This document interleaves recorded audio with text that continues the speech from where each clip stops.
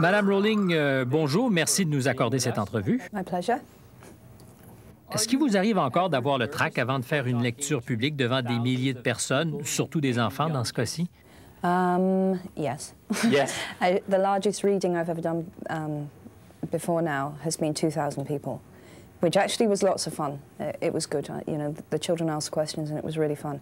I've never done anything as big as I'm going to do tomorrow, and I'm very nervous. Êtes-vous encore parfois surprise par le succès retentissant qu'ont connu vos livres? Am I ever surprised? I'm constantly surprised. This is the last thing I expected. I thought I was writing a book that maybe a handful of people would like, and it's been a shock.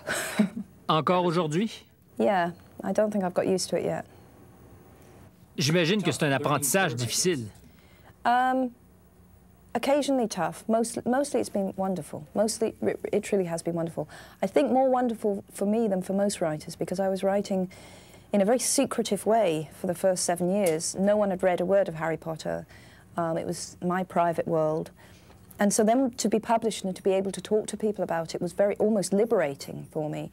And I really enjoyed that. It was great, particularly speaking to readers. So that has been a really wonderful thing. The negative side would be I didn't expect to be personally famous. Involved.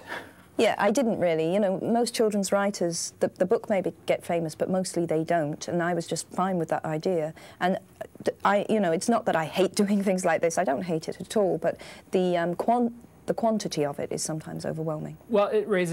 Ça soulève bien entendu aussi la question des risques liés à la célébrité lorsqu'on est écrivain.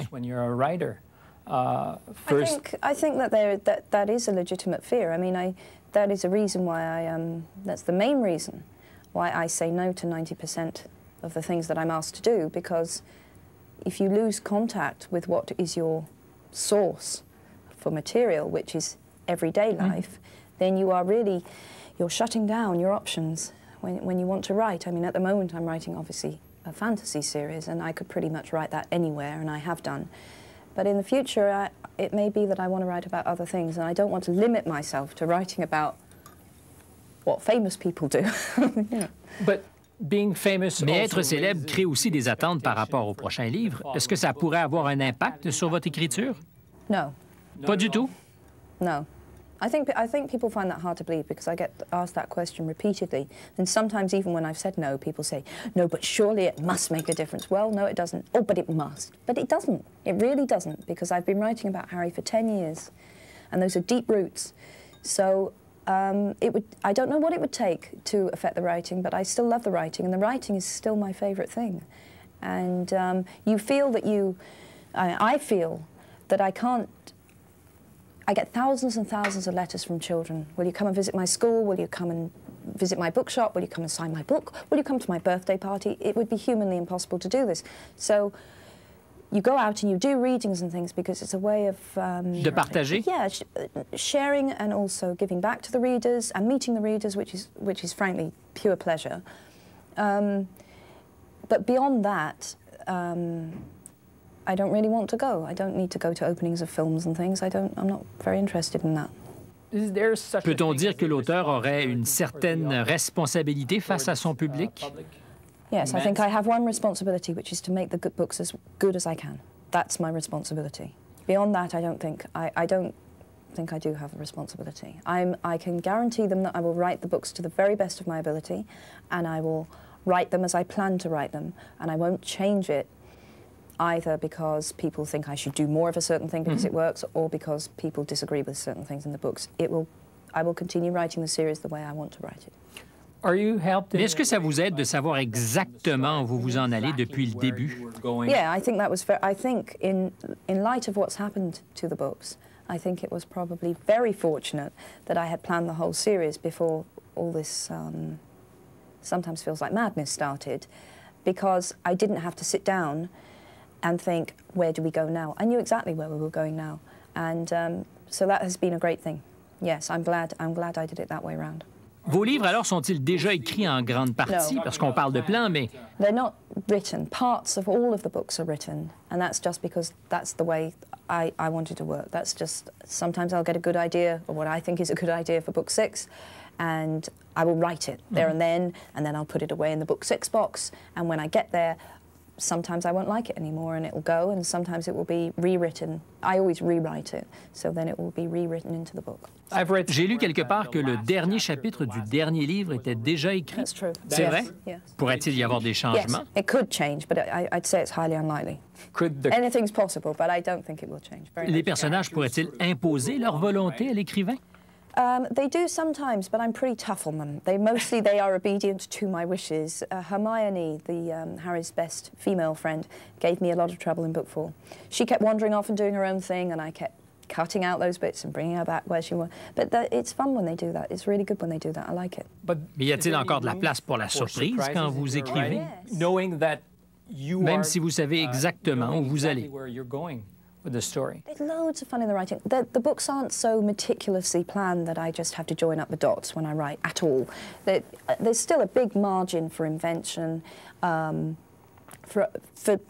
little mini events and so on. You know, otherwise there would be no fun in it at all. So I still have a lot of room to be creative. But what is planned is what has to happen in each book, and often how certain parts of that adventure will happen. But I allow myself some latitude, absolutely, or as it would be no fun. Partout où vous allez, on soulève cette question de la violence qu'on retrouve dans vos livres, à tout le moins du caractère sombre de vos livres. Pourquoi cherche-t-on tellement à protéger nos enfants de cet énorme pan de la réalité? Really A good huge question. chunk of reality. Great question. Absolutely. I would say that, but I would ask that question rhetorically. Why? Because my feeling sometimes is that people are trying to protect children from their own imaginations. This is an interesting thing to me, that we mustn't allow them to worry about what's under the bed or what's in the wardrobe. I mean, children frighten themselves. They make things up and they frighten each other quite deliberately. And they will invent what's underneath my bed in the dark.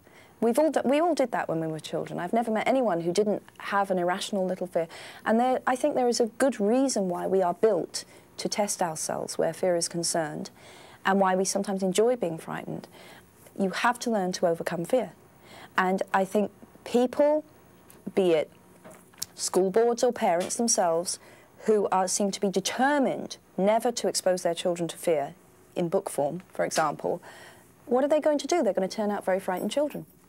Because they're being told, no, no, no, you mustn't be frightened. But fear, we're all going to be frightened at some point in our lives, and we've got to get through that. We've got to learn to deal with it and learn that it can be overcome. So that would be my answer. I think what's happening is that's adults imposing their own fears onto children, which is, I think, very unhealthy.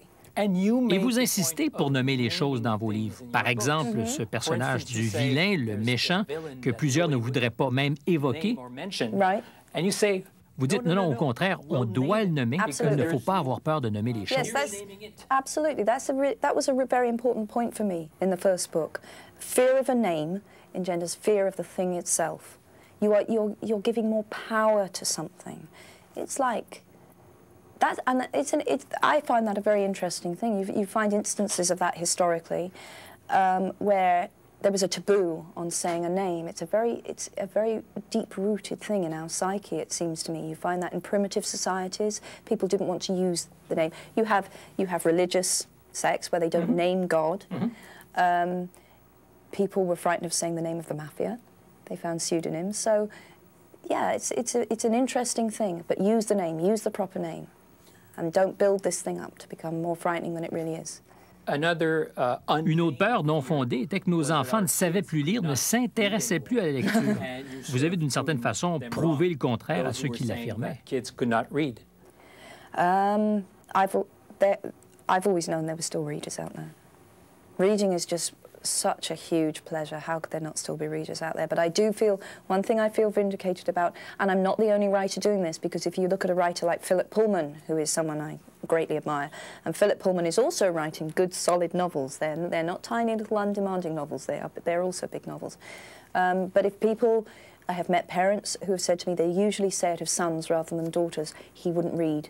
And then he started reading Harry Potter and now he's a reader. There is no higher accolade than that. It's a wonderful thing. Le temps nous presse, on doit se dépêcher. Mais une dernière question. Est-ce qu'il y a une vie pour vous après Harry Potter? Vous y pensez? Yeah, I do think about it, and I know that I'm going to be really sad to let go of him. But it will be probably it will definitely be a far more peaceful life. So, you know, there's positive and negative in it. I'm still going to end on 7 books. Ça a été un grand plaisir de vous rencontrer. Merci beaucoup. Thank you.